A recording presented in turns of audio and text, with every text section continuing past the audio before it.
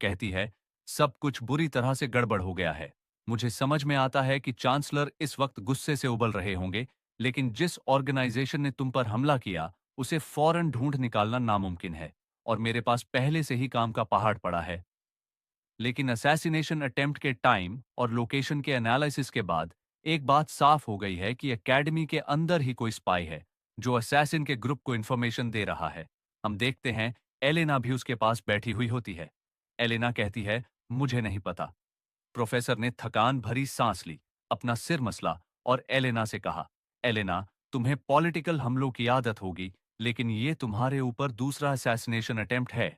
जिसने भी ये सब अंजाम दिया है, वो इतनी आसानी से नहीं रुकेगा। वो तुम पर फिर से अटैक करवाएगा। एलेना कहती है, मुझे नहीं पता, लेकिन सबसे अजीब बात, उस रात तुम्हारे साथ लड़ने वाले सभी लोगों को ऑफिशियली रूप से सम्मानित किया गया, सिवाय डैन कैंपबेल के, जो इस घटना के तुरंत बाद गायब हो गया।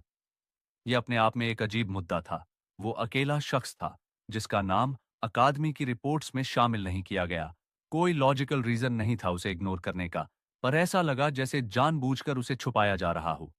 एलेना ने यह सब सुना और दोबारा से कहा, मुझे नहीं पता।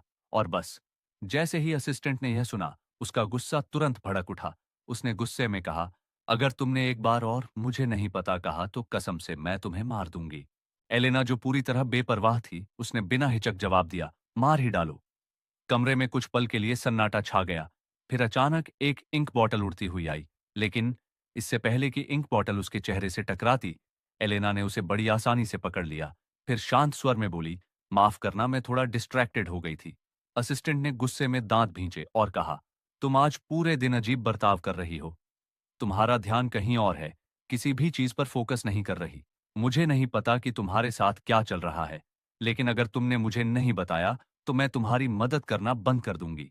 यह सुनकर एलेना ने कहा, मुझे लगता है मैं किसी में इंटरेस्टेड हूं। असिस्टेंट की आंखें धीरे धीरे चौड़ी हो गईं। वह धीरे से मुड़ी और उसने हैरानी से कहा, तुम यह क्या बकवास कर रही हो? लेकिन एलेना सिर्फ मुस्कुराई और बस उसका नाम ले लिया। डैन असिस्टेंट पूरी तरह से हैरान रह गई। वह उसे अविश्वास से घूरती रही और फिर सावधानी भरे लहजे में पूछा, क्या तुम डैन कैंपेल की बात कर रही हो? जैसे ही ये शब्द उसके मुंह से निकले, एलेना के गाल हल्के गुलाबी हो गए। एक अजीब सी चुप्पी छा गई। एलेना चुपचाप बैठी रही और कमरे में कुछ पल के लिए अजीब सा सन्नाटा फैल गया, जैसे कि दिमाग हैंग हो गया हो। असिस्टेंट जमी की जमी रह गई। उसकी आंखें इतनी चौड़ी हो गईं मानो उसने सुना हो कि कोई डायनासोर फिर से जिंदा हो गया हो। फिर कांपते हुए हाथ से उसने एलेना की ओर इशारा किया और झिझकते हुए बोली, रुको, एक मिनट। तुम सच में कहना चाह रही हो कि तुम्हें वो गांव का लड़का पसंद है? एलेना हमेशा की तरह शांत रही और बड़े सहज स्वर में बोली, मैंने कभी नहीं कहा कि मुझे वो पसंद है। लेकिन असिस्टेंट को उसकी बात पर रत्ती भर भी भरोसा नहीं हुआ। देखो, मुझे नहीं पता कि तुम उसमें क्या देख रही हो, लेकिन अगर ग्रैंड ड्यूक को इसके बारे में पता चला तो तुम्हें क्या लगता है कि उसका रिएक्शन क्या होगा?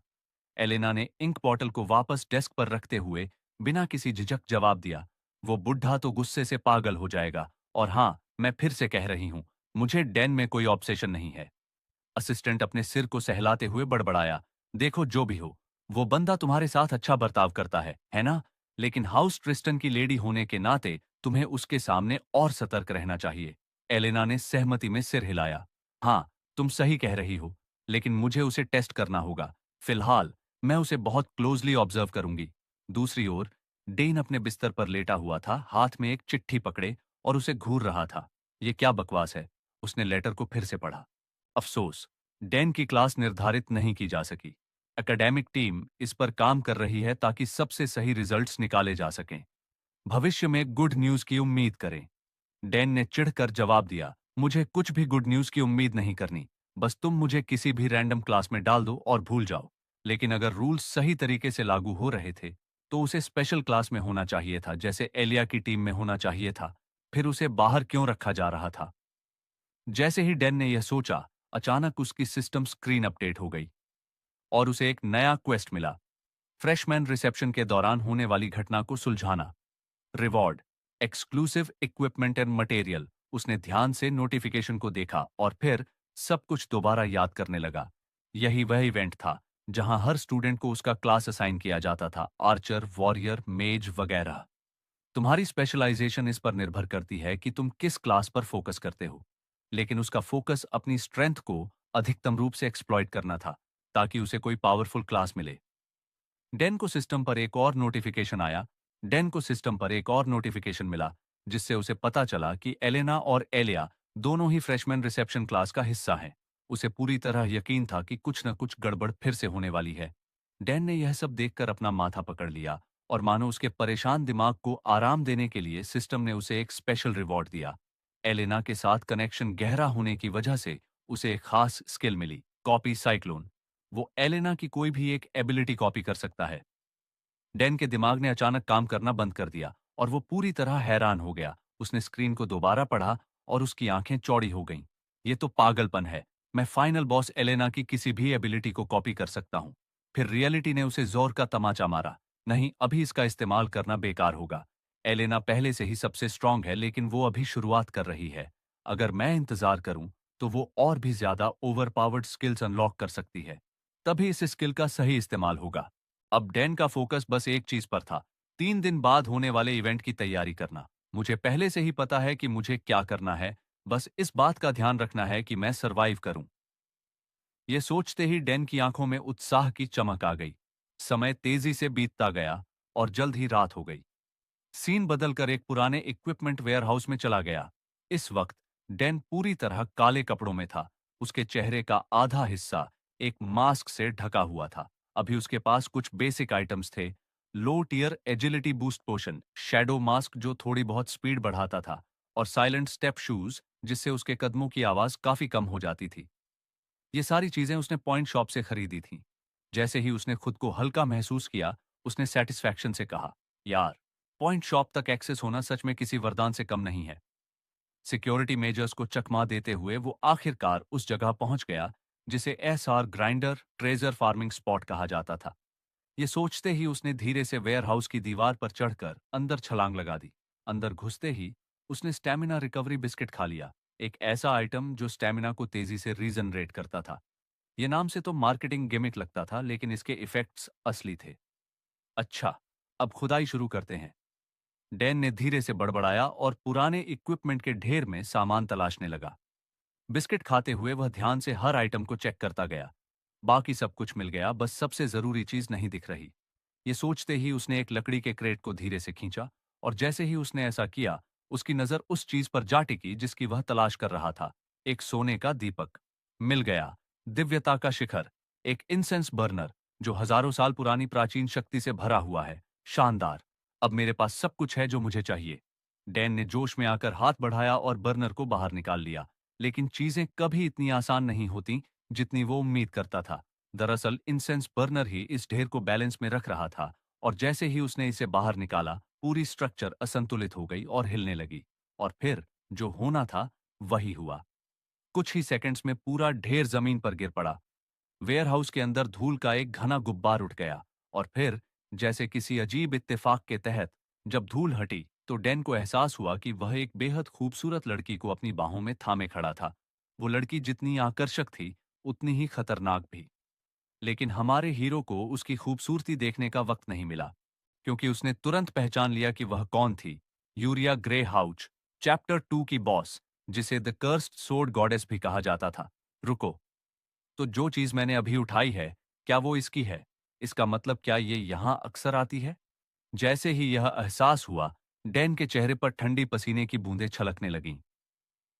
अगले ही पल यूरिया की बॉडी हल्की सी चमकी, और एक झटके में उसने खुद को उसकी पकड़ से आजाद कर लिया। उसी समय डैन के सिस्टम स्क्रीन पर चमकते हुए ब्राइट रेड नोटिफिकेशंस दिखने लगे, और उसका डेस्परेट सर्वाइवल स्किल एक्टिवेटेड हो गया। नोटिफिकेशंस को घूरते हुए डैन बस अटकते हुए बोला, सॉरी, तुम्हें उठाने का मेरा कोई इरादा नहीं था। लेकिन वह अपनी बात पूरी भी नहीं कर पाया कि यूरिया की परछाई अचानक उसके पीछे प्रकट हुई। एक तेज झटके में उसने अपनी तलवार के हिल्ट से जुड़ी चेन को घुमा दिया, जो सीधा डैन की ओर गई।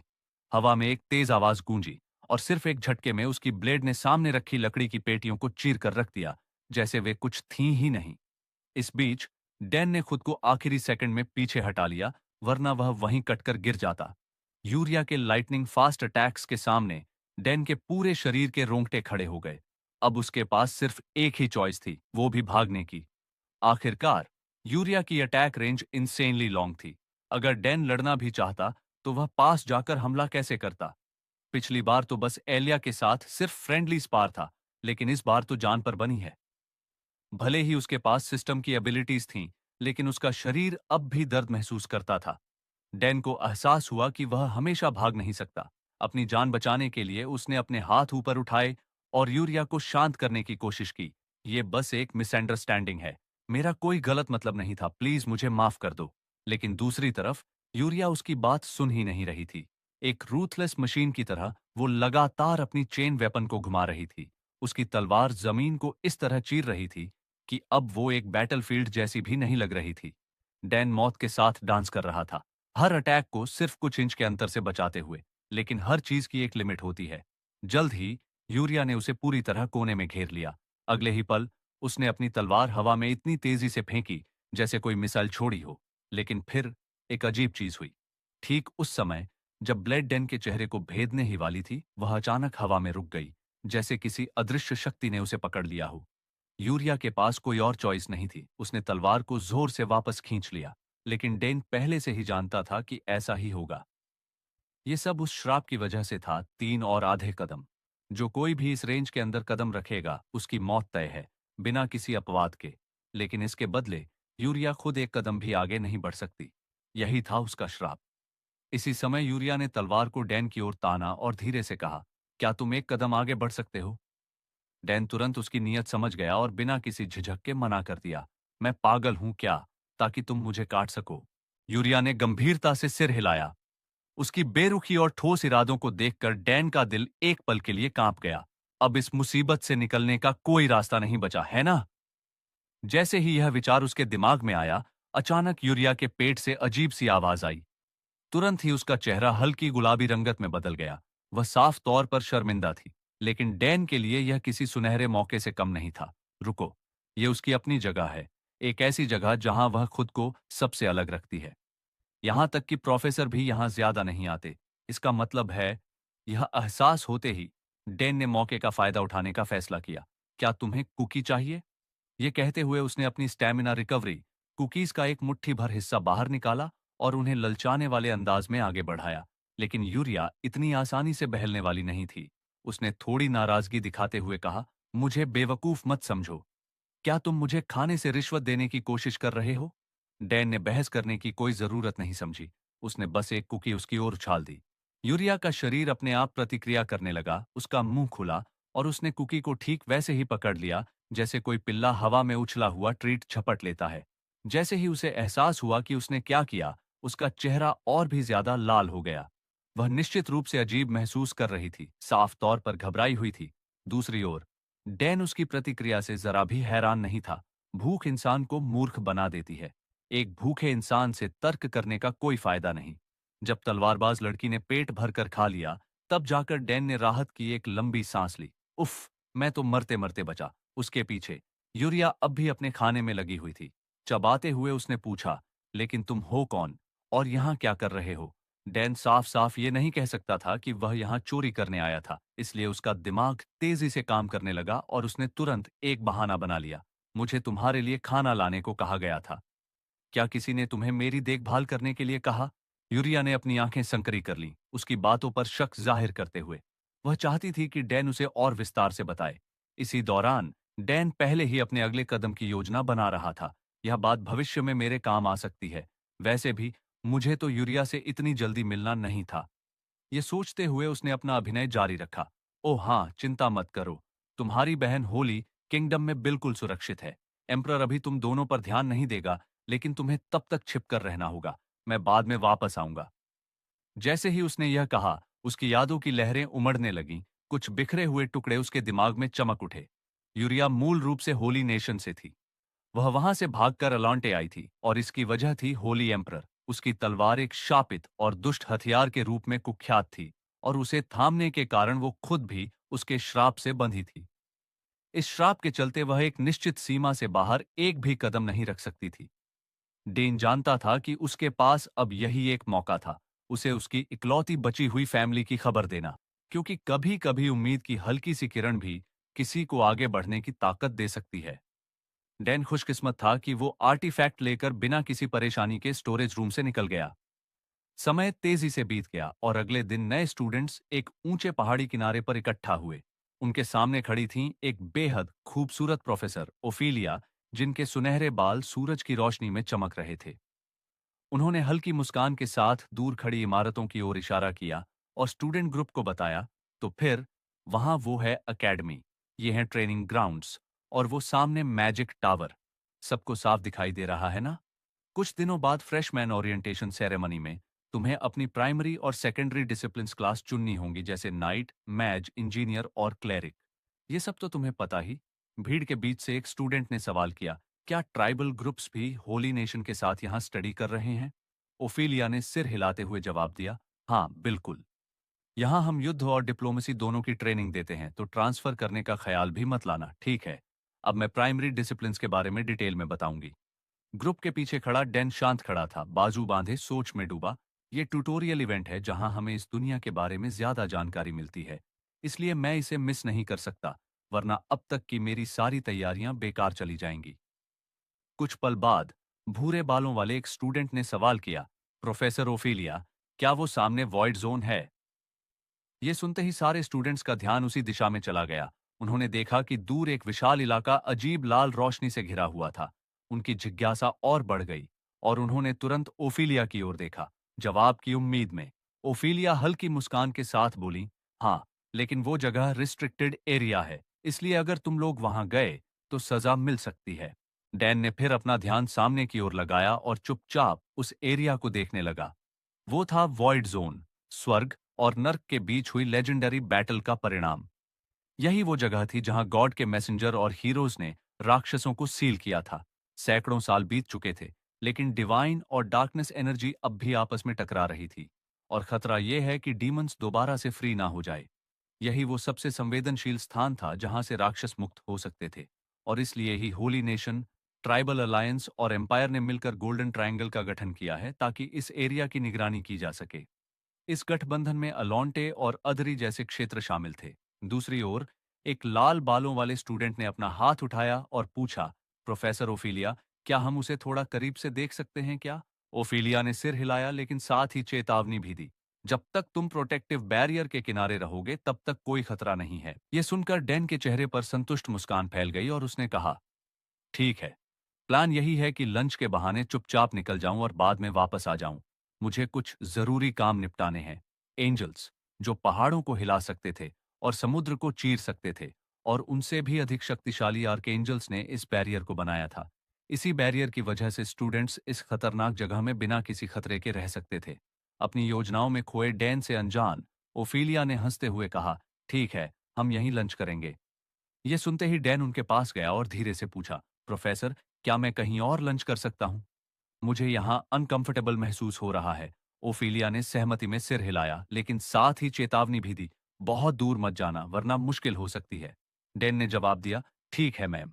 ये कहकर वो वहां से निकल गया। बाकी स्टूडेंट्स को ये पसंद नहीं आया। वे बड़बड़ाने लगे, ये कमीना थोड़ा सा फेमस क्या हो गया, खुद को बड़ा समझने लगा है। उनकी नाराजगी से अनजान डैन जल्दी से एक सुनसान जगह पर पहुंच गया, जहां कोई उसे देख नहीं सकता था। यहां पहुंचकर उसने वो आर्टिफैक्ट निकाला जो उसने यूरिया से लिया था। फिर उसने एक छोटी पाउच से unicorn horn powder, Phoenix feather निकाला और उस आर्टिफैक्ट में डाल दिया। जैसे ही वो मिश्रण जलाया, हल्का बैंगनी धुआं उठने लगा। डैन ने धीरे से एम्बर्स पर फूंका, जिससे आग और तेज हो गई। उसका मन उत्साह से भर गया था। उसने सबसे शक्तिशाली मिश्रण तैयार कर लिया था, जो असल में एक जादुई अगरबत्ती थी। जादू सक्रिय हो गया। डैन ने कहा, इसके जरिए मैं उस चीज को देख सकता हूं जिसका आम लोग सपना भी नहीं देख सकते। तभी हम देखते हैं, अचानक डैन के सामने तेज रोशनी फैल जाती है और उसी पल उसके साम एक रहस्यमयी पोर्टल ओपन होता है। इसी के साथ यह वीडियो खत्म होता है। इस वीडियो में अगर कोई गलती रह गई हो तो उसके लिए माफी चाहता हूं। मैं कोशिश करूंगा कि अगली बार इसे और बेहतर तरीके से एक्सप्लेन कर सकूं। अगर आपको वीडियो पसंद आया हो तो लाइक करें और चैनल को सब्सक्राइब करना ना भूलें, ताकि आपको ऐसे ही मजेदार मंगा एक्सप्लेन वीडियो मिलते रहे। मिलते हैं अगले वीडियो में, बाय।